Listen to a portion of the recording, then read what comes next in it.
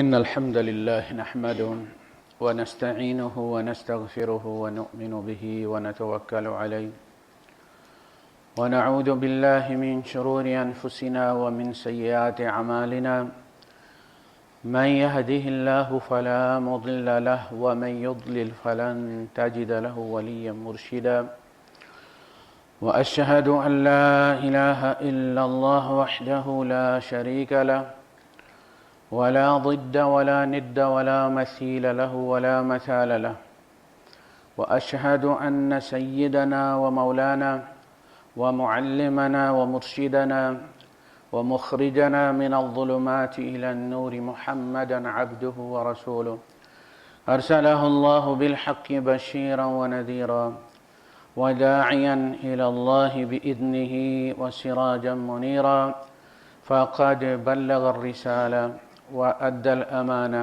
ونصح الأمة وكشف الغمة فترك أمته على المحجة البيضاء ليلها كنهارها لا يزيغ عنها إلا هالك اللهم صل وسلم وبارك عليه وعلى آله وأصحابه وأزواجه وذرياته وأهل بيته أجمعين أما بعد فأعوذ بالله من الشيطان الرجيم بسم الله الرحمن الرحيم واعبدوا الله ولا تشركوا به شيئا وبالوالدين إحسانا صدق الله العظيم رب اشرح لي صدري ويسر لي أمري واحلل عقدة من لساني يفقهوا قولي آمین یا رب العالمین۔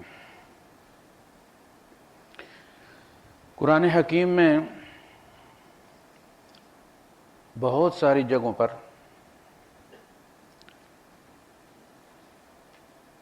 کلام میں تحویل ہے، اس میں بات کا مخاطب بدلی ہو جاتا ہے۔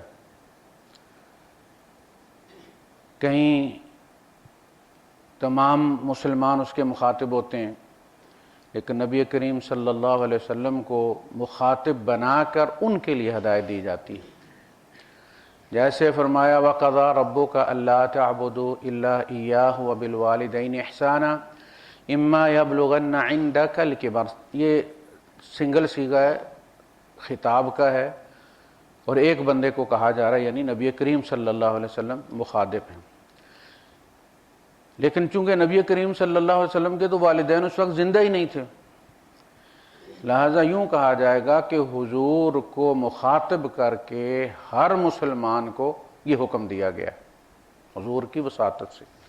وَقَضَىٰ رَبُّكَ أَلَّا تَعْبُدُوا إِلَّا إِيَّاهُ، آپ کا رب یہ فیصلہ کر چکا ہے کہ اس کے سوا کسی کی بندگی نہ کی جائے اور والدین کے ساتھ احسان کا معاملہ کیا جائے۔ اور ان میں سے کوئی آپ کے پاس بڑھاپے کی عمر کو پہنچ جائے تو ان کے آپ نے اف بھی نہیں کرنا۔ فَلَا تَقُل لَّهُمَا اف، یہاں بھی سنگل کا صیغہ ہے، حضور مخاطب ہیں لیکن حضور کی وساطت سے سارے مسلمان مخاطب ہیں۔ اس طرح کے جو ہے وہ مختلف مقامات پر ہوئی ہے، اور اس کو اگر سمجھا نہ جائے تو پھر سوال پیدا ہوتے ہیں۔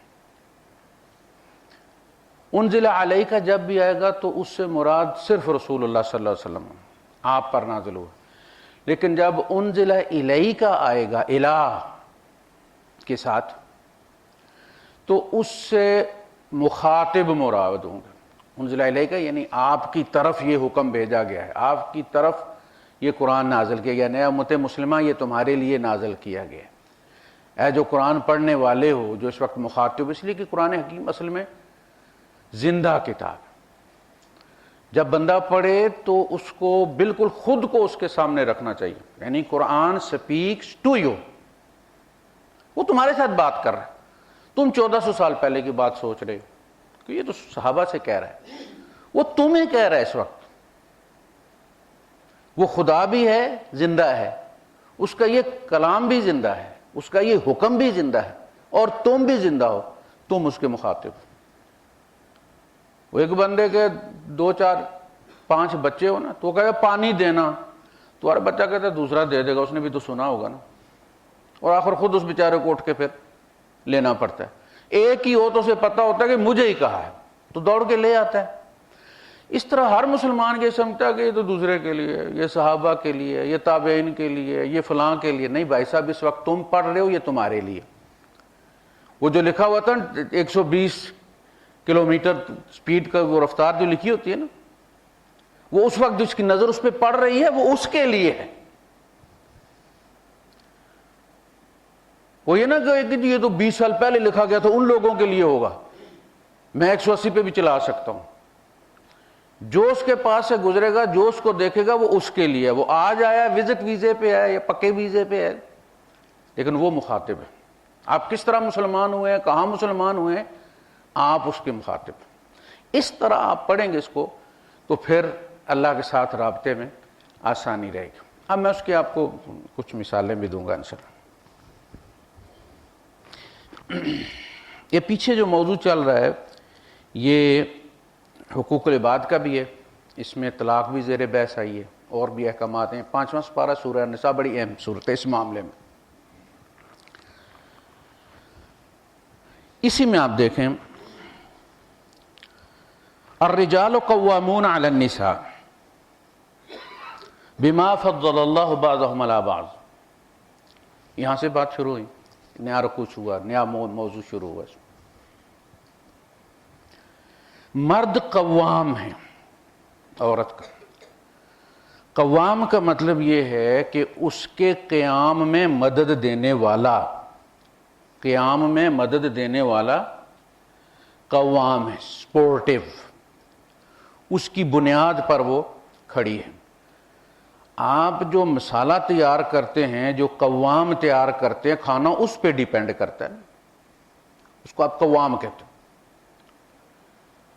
تو مرد قوام کا مطلب یہ نہیں کہ مرد جلاد ہے عورتوں پہ۔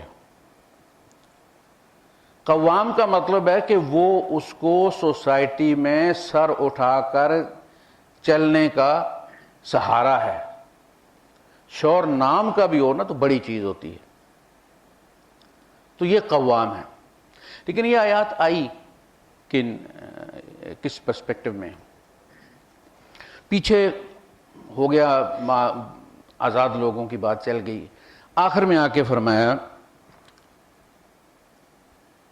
والذین عقدت ایمانکم فآتوہم نصیبہم، جن لوگوں کے ساتھ تمہارے معاہدے ہو چکے ہیں ان کو ان کا حصہ دو۔ ما ملکت ایمانکم، غلام اور لونڈیوں کے لیے استعمال، دائیں ہاتھ تمہارے جن کے مالک ہوئے، جو تمہاری گرفت میں۔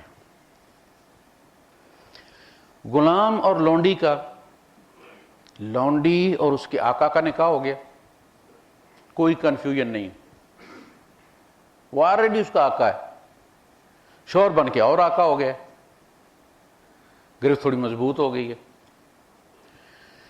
غلام اور لونڈی کا آپس میں جب نکاح کیا گیا تو وہ بھی غلام ہے، یہ بھی غلام ہے، تو سٹیٹس تو برابر ہے دونوں کا۔ اس میں پھر گڑبڑ، وہ لونڈی کوئی رسپیکٹ نہیں دیتی تھی اس کو، تو بھی غلام ہے، تیری شفٹ ختم ہوگی میری شفٹ شروع ہوگی، میری ایک ہی جیسے ایک ادارے میں، تو اس میں وہ یہ ماننے کے لیے تیار نہیں تھے۔ مسائل ہوتے تھے معاشرے میں، وہ گلا کرتے کہ اللہ کے رسول ہماری بیویاں جو ہے وہ بھی ہمیں غلام، یعنی مالک تو ہمیں غلام سمجھتا ہی ہے، ہماری بیوی بھی ہمیں غلام سمجھتی ہے۔ تو اس میں یہ طے کیا گیا کہ اس میں وہ جو شوہر ہے اگرچہ غلام ہے لیکن وہ اس کا قوام ہے۔ اس میں دا مین آر مینیجرز آف ویمن، وہ مینیج کرنے والے معاملات کو۔ مینیج کرنے کا مطلب یہ ہے کہ گیس سلنڈر کی ضرورت ہے، گیس سلنڈر لا دیتے ہیں، اور مرچوں کی ضرورت ہے، مسالے کی ضرورت ہے، آٹے کی ضرورت، یہ گھر مینیج کرنے میں یہ مرد کی ذمہ داری ہے، ضروریات پوری کرنے۔ تو اس کے بہت سارے الفاظ ہیں۔ اب ان کے لیے یہ آیا ہے کہ اگر یہ باز نہیں آتی، نشوز اختیار کرتی اپنے غلام شوہر کے خلاف، تو پھر فائزہن، انہیں نصیحت کرو، وَاهْجُرُوهُنَّ فِي الْمَضَاجِعِ، بستروں میں ان کو الگ کر دو، وَاضْرِبُوهُنَّ، اور ان کی پٹائی کرو۔ یہ کس کے لیے؟ لونڈی اور غلام میاں بیوی کے لیے۔ لونڈیوں کے لیے مار کوئی مسئلہ نہیں تھی، ان کے لیے کوئی انا کا معاملہ نہیں تھا، وہ اپنے آقا سے بھی لتر کھاتی رہتی تھی کسی نہ کسی وجہ سے، لہذا ان کے لیے کہا گیا کہ وہ جو آخری حربہ ہے جو اس کا آقا استعمال کرتا ہے وہ تم بھی کر سکتے ہو اگر اس طرح سیدھی نہیں ہوتی، اگر لاتوں کے بھوت ہیں تو اس کو کرو۔ یہ آزاد مرد اور عورت کے لیے نہیں ہے، یہ ان میاں بیوی کے لیے ہے جو غلام اور لونڈی ہیں۔ آپ کا غلام ہے، میری لونڈی ہے، ان کا نکاح کر دیا گیا، اور وہ ان کے فَانْكِحُوهُنَّ بِإِذْنِ أَهْلِهِنَّ، ان کے اہل کی اجازت سے نکاح کرو۔ یہ نہیں ہو سکتا کہ تم کسی کی لونڈی کو بگا کے لے جاؤ اور نکاح کر لے اور کہو جی ہمارا وہ بیوی ہو گئی ہے، وہ بیوی نہیں ہوگی تمہاری۔ ان کے جو اہل ہیں، جو ان کے مالک ہیں، ان کے مالک سے کی اجازت سے نکاح کیا جائے گا۔ ہمارے یہاں جو انہوں نے فراڈ کیا ہوا ہے، کوئی ہندو لڑکی اٹھائی جناب علی اور ڈنڈے کے زور پہ لے گئے، جو مسلمان ہو گئی ہے جی، پہلے اس کا نام جو تھا وہ وجنتی تھا اور فلاں تھا اور ہم نے اس کا نام عائشہ رکھ لیا ہے، بس اب وہ یہ ظلم ہے، یہ ظلم ہے۔ شادی کے لیے ان کی لڑکیاں اٹھانا اور اٹھا کے لے جانا، یار مسلمان بچیاں گھروں میں بیٹھی ہوئی بوڑھی ہو رہی ہیں تو ان کے ساتھ نہیں نکاح کر سکتے؟ یہ تو بدماشی ہے کھلی کھلی، اور اسٹیٹ کو ایسا نکاح تسلیم نہیں کرنا چاہیے۔ وہ بچیاں واپس ان کے والدین کو دینی چاہیے جن کو اسلام کے نام پر اغوا کیا گیا۔ تو ان کے لیے یہ وَاضْرِبُوهُنَّ، پھر ان کے لیے ہاتھ استعمال کرو۔ وَإِنْ خِفْتُمْ شِقَاقَ بَيْنِهِمَا، وہ جو پچھلی میں نے بات کی ہے اس کا ثبوت یہ ہے۔ پھر اگر تمہیں ڈر ہے کہ ان میں نہیں نبھے گی، اس غلام شوہر اور لونڈی بیوی میں نہیں نبھے گی، فَابْعَثُوا حَكَمًا مِّنْ أَهْلِهِ وَحَكَمًا مِّنْ أَهْلِهَا، یہ اہل جو ہے یہ بڑا اہم لفظ ہے۔ کہا تھا نا فَانْكِحُوهُنَّ بِإِذْنِ أَهْلِهِنَّ، یہ نکاح میں بھی اہل موجود تھا، اس کی اجازت سے ہوگا۔ جب طلاق کا معاملہ ہوا تو کہا پھر دونوں کے آقا کو بلاؤ، فَابْعَثُوا حَكَمًا مِّنْ أَهْلِهِ، اس کا آقا اور اس کا آقا، یا وہ جس کو نامزد کرے، جس طرح ہماری مصالحتی کونسل میں کہا جاتا جی میرا بھائی نمائندگی کرے گا، اس کا نمائندہ، دونوں کا نمائندہ۔ اور اگر وہ دونوں جنہوں نے اجازت دے کے نکاح کروایا تھا، یعنی وہ جو نکاح کرنے والا غلام ہے وہ بھی اپنے آقا کی اجازت سے نکاح کرے گا، وہ مرضی کا مالک نہیں ہے، اس کے کوئی رائٹس نہیں ہیں، اس کے مالک نے اجازت دی ہے تو اس نے نکاح کیا، اور لونڈی کے مالک نے بھی اجازت دی ہے تو نکاح ہوا۔ تو طلاق کے وقت بھی دونوں کو بلایا جائے گا، اور اگر وہ دونوں طلاق کا فیصلہ کر لیں کہ نہیں جی یہ گزارا نہیں ہو سکتا، طلاق ہو جانی چاہیے، تو طلاق ہو جائے گی۔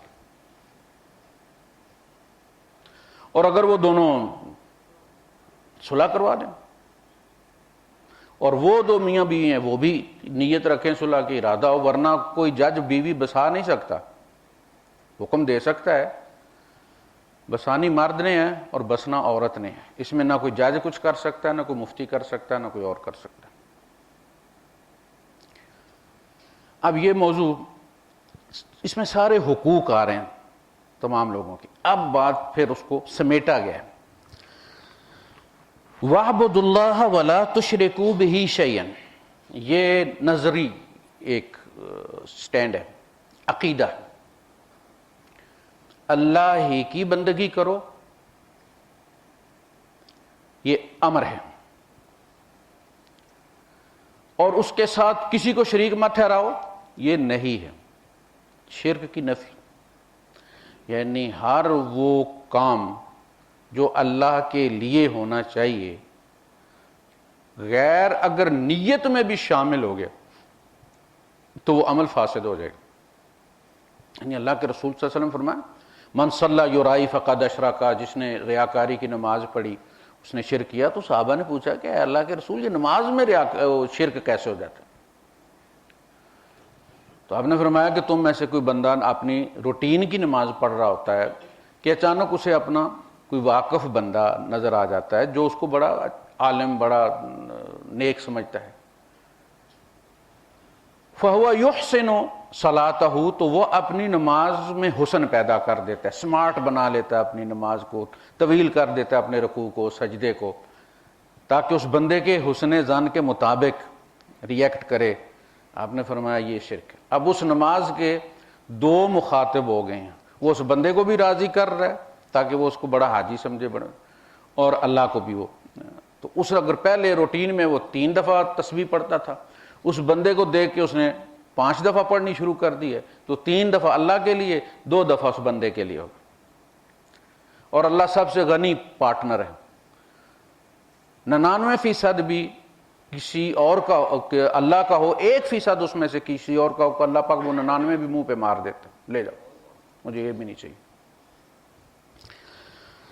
وَاعْبُدُوا اللَّهَ وَلَا تُشْرِكُوا بِهِ شَيْئًا، اللہ ہی کی بندگی کرو اور اس کے ساتھ کسی، یعنی گمان میں بھی اس کو، کسی اور کو اس میں شریک مت کرو کہ کوئی تمہیں فائدہ دے سکتا ہے، کوئی نفع دے سکتا ہے، کوئی بلا اسباب تمہاری مشکل کشائی کر سکتا ہے، تمہاری بلا کو ٹال سکتا ہے، تمہاری تقدیر بدل سکتا ہے۔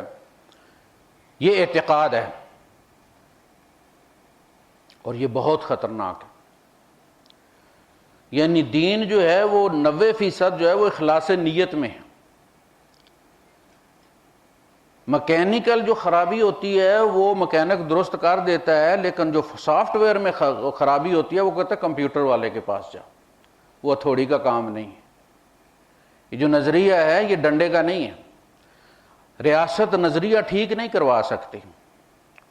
کوئی بندہ کعبے میں حجر اسود کے سامنے کھڑا ہو کر بھی اس کا گمان پیچھے لگا ہوا ہے وہ بہشتی دروازے کی طرف یا داتا صاحب کی طرف، تو وہاں بھی شرک ہو جاتا ہے۔ تو اعتقاد میں بھی کسی کو شریک مت کرو، پھر جو رسوم ہیں ان میں بھی کسی کو شریک مت کرو، یعنی نظر صرف اللہ کی ہے، چڑھاوا صرف اللہ کا ہے، بکرا ذبح کرنا کہیں لے جا کر وہ صرف مکے لے کے جانا ہدی کہلاتی ہے، وہ اللہ کے لیے گفٹ لے کے جا رہے ہیں آپ، وہ جائز ہے۔ محمد رسول اللہ بھی 100 اونٹ لے کر گئے ہیں وہاں چڑھانے، یہ چڑھاوا ہے جو صرف اللہ کا حق ہے۔ اب اس کو آپ گاڑی میں ڈال کے لے گئے سخی سلطان بہو کے مزار پر یا داتا صاحب لے جا کر آپ نے ذبح کیا، آپ پورا قرآن پڑھ کے بھی ذبح کریں تو وہ حرام ہے۔ وہ جو جانوروں کی لسٹ ہے نا اس میں کہا وَمَا ذُبِحَ عَلَى النُّصُبِ، وہ جو استحان پر لے جا کر تم نے ذبح کیا، گرچہ بسم اللہ اللہ اکبر کہا ہے تم نے، وہ بھی حرام ہے۔ وہ اللہ کے لیے نہیں تھا، وہ غیر اللہ کے پاس جا کے ذبح کیا تم۔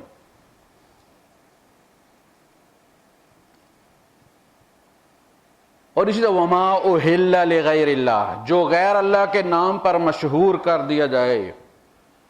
وہ 11ویں کا دمبا چھوڑ دیتے تھے نا، لوگ پال کے دیتے تھے، پہلے لوگ قربانیاں بھی اسی طرح پال کر دیتے تھے، 11ویں بھی پال کر دیتے تھے، اب تو خرید کے دیتے ہیں، 2 دن گھر میں جگہ نہیں، چپس ہے، گند ہو جاتا ہے، لہذا گئے لے کر آئے اور کر دیا۔ تو اس کو 11ویں والے جو دمبا ہوتا تھا اس کو وہ رنگ چھڑک دیتے تھے، زردہ رنگ اس کے اوپر، سب کو پتا تھا 11ویں کا دمبا ہے۔ اب وہ جس کی فصل میں مرضی ہے چرتا پھرے، اس کو کوئی نہیں روکتا تھا۔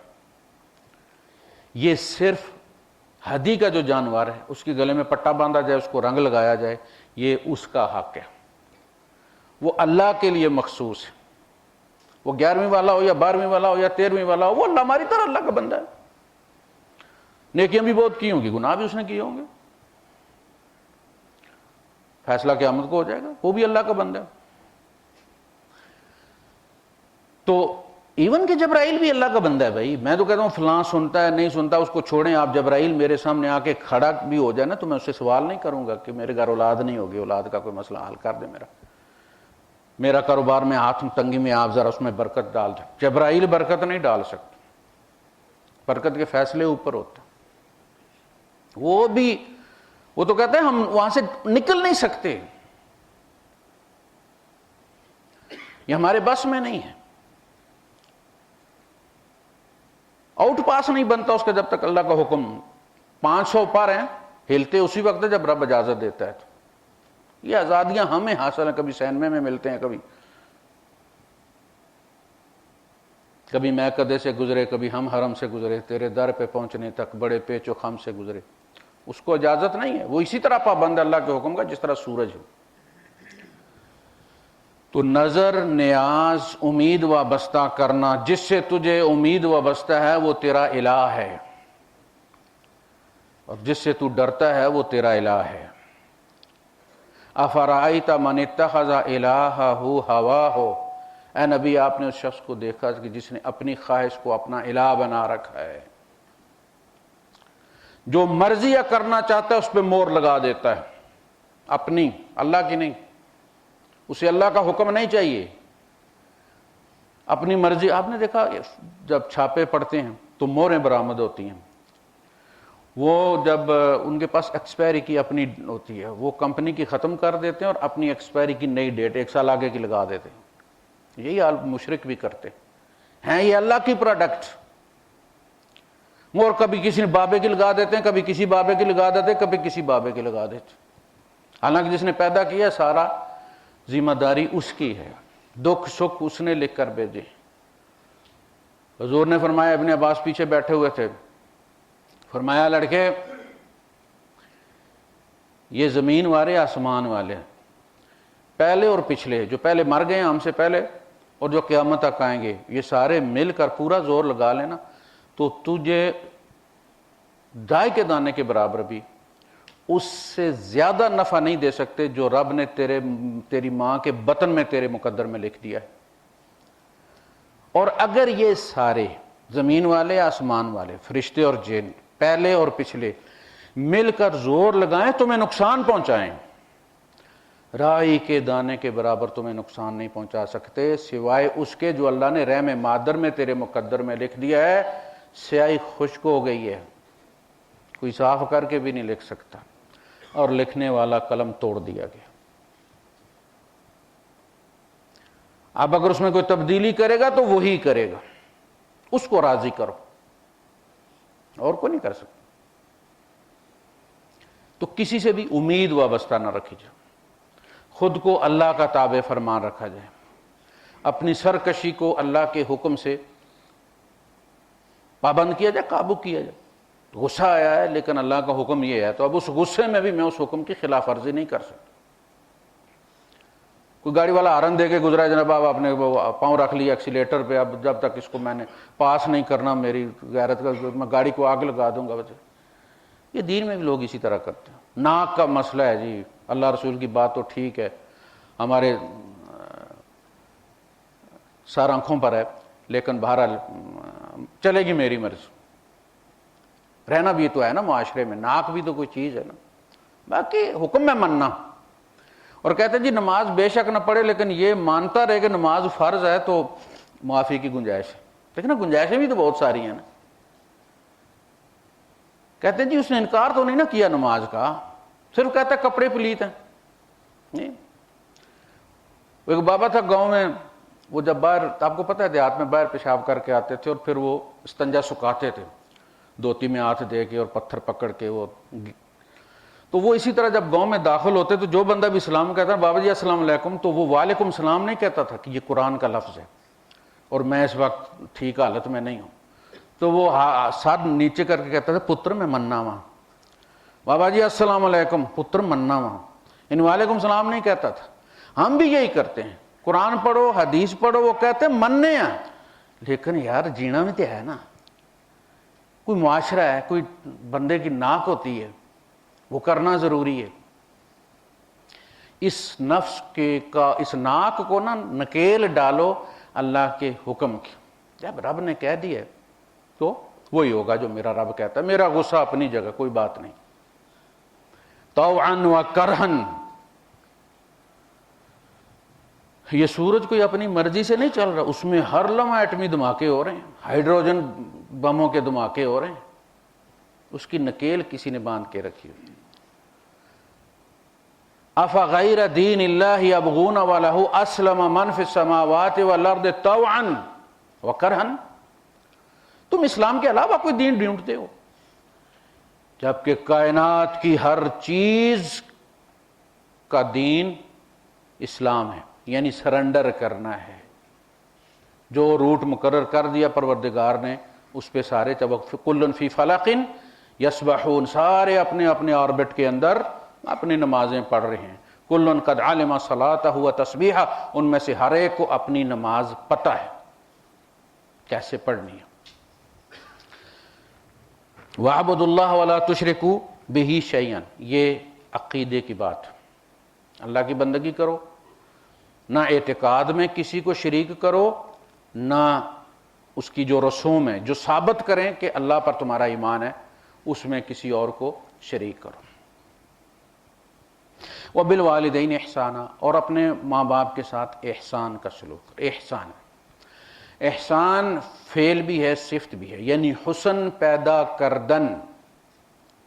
ماں باپ کے ساتھ جو بھی انٹریکٹ کرو تم اس میں حسن بھر دو کہ دیکھنے والے کے اندر سے حسرت پیدا اس کے اندر کہ کاش میرے ماں باپ بھی زندہ ہوتے تو میں اس طرح کرتا جس طرح یہ بندہ اپنے۔ بچے کے ساتھ پیار اس طرح کرو جس طرح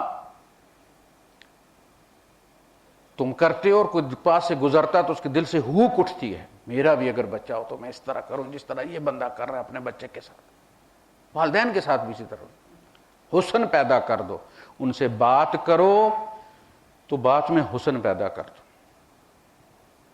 والدین کے پاس بیٹھ کے 10 15 20 منٹ دے کے اپنے بچپن کی باتیں ان کے ساتھ شیئر کر کے کہ آپ ایسے کرتے تھے، آپ ایسے، ایک دفعہ ایسا ہوا، ان کو اس دور میں لے جائیں۔ جب آپ جو آپ کے کلاس فیلوز ہیں جب آپ کو ملتے ہیں تو آپ بہت بڑے افسر ہیں، میٹنگ طلب کی ہوئی ہے، آپ کو پتہ چلتا ہے وہ فلاں بندہ ہے جو میٹرک میں آپ کا کلاس فیلو تھا، میٹنگ چھوڑ کے ساری آپس کے پاس جا کے بیٹھتے ہیں، اب ساری رعونت آپ ایک طرف اٹھا کے رکھ دیتے ہیں اور پھر وہ ہاتھ پہ ہاتھ مار کے اس کے ساتھ وہ کلاس کسی کی چیز چوری کرنی، کسی کی کتاب چوری کرنی، کسی کے خلاف جھوٹی شکایت لگا کے مروانا ماسٹر صاحب سے، وہ باتیں جب آپ شیئر کرتے ہیں تو آپ خود بھی اسی دور میں چلے جاتے ہیں اور اس کو بھی لے جاتے ہیں۔ یہ والدین کے ساتھ بھی کرنا چاہیے، جن کے زندہ ہیں بہت مقدر والے ہمارے تو چلے گئے ہیں، اللہ پاک ان کی مغفرت فرمائے۔ وَبِذِي الْقُرْبَى، اور رشتہ داروں کے ساتھ۔ بارہا یہ کہہ چکا ہوں کہ یہ رشتے ہم نے نہیں بنائے، یہ مقدر کی طرح اللہ نے طے کیے ہیں، یہ مقدر کی طرح اللہ نے طے کیے ہیں۔ اب یہ اچھے ہیں یا برے، ہمیں ان کے ساتھ نباہ کرنا ہے چاہے ناک میں دم ہو جائے۔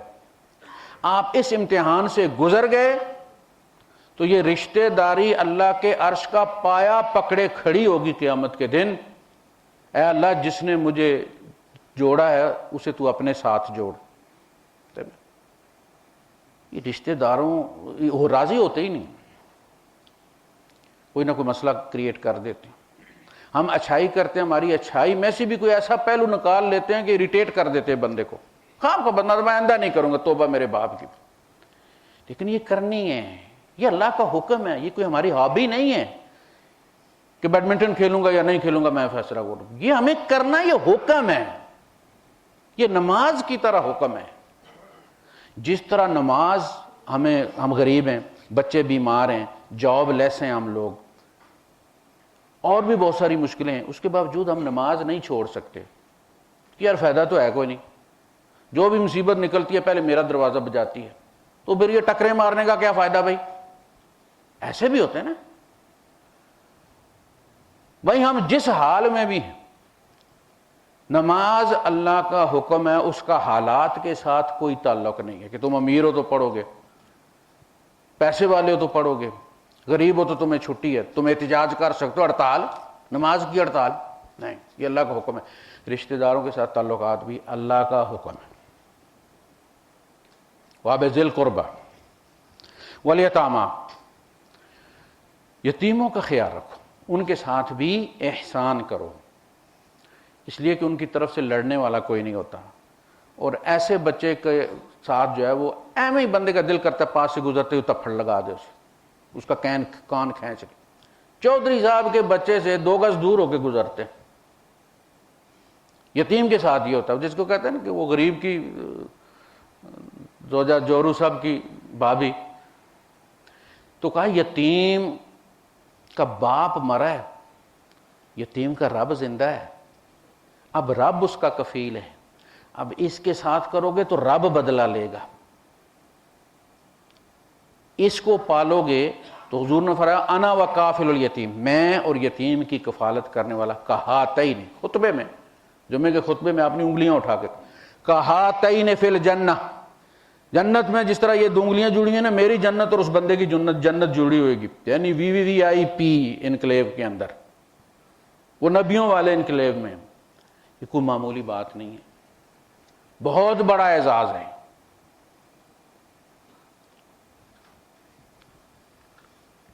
چونکہ یتیم ہمیں کچھ دے نہیں سکتا، تو حضور نے بتایا کہ وہ تمہیں کچھ نہیں دے سکتا، میں تمہیں دے رہا ہوں، میں اپنے پڑوس میں جنت تمہیں دے رہا ہوں، یتیم کی کفالت کرو گے میری اور تمہاری جنت۔ والمساکین، غریبوں کا خیال رکھا کرو، وہ تمہارا امتحان ہے، وہ اپنی مرضی سے غریب نہیں بنے اور ہم اپنی مرضی سے امیر نہیں بنے۔ کوئی وقت تھا ہمارے پاؤں میں جوتا بھی نہیں تھا، آج 1,14,000 درہم کی گاڑی ہے نیچے، کوئی وقت تھا جوتا بھی پاؤں میں نہیں تھا، تمہاری ماں کہیں سے مانگ کے لائی تھی جو والے دن تمہارے لیے جوتا، یاد ہے؟ اس وقت تم اپنی مرضی سے غریب نہیں تھے، آج تم اپنی مرضی سے امیر نہیں ہو، تم سے زیادہ پڑھے لکھے دھکے کھا رہے ہیں، ڈیرے کا خرچہ نہیں ان کے پاس۔ وَأَنَّهُ هُوَ أَغْنَى وَأَقْنَى، وہ وہی ہے جو امیر بھی بناتا ہے اور غریب بھی کرتا ہے، لہذا نہ ان کا مذاق اڑاؤ، ان کی ضرورت کو پورا کرو، دیتے رہو گے دینے والوں میں شامل رہو گے، اللہ تمہارے ذریعے دے گا، جس طرح کنویں بھرتا ہے نا اللہ پاک زمین کے سوتوں سے، اس طرح اللہ پاک تمہارے رزق کے دروازے کھول دے گا۔ امسک پکڑے گا تو تیرا بھی پکڑ لیا جائے گا، خرچے گا تو تجھ پر خرچہ کیا جائے گا۔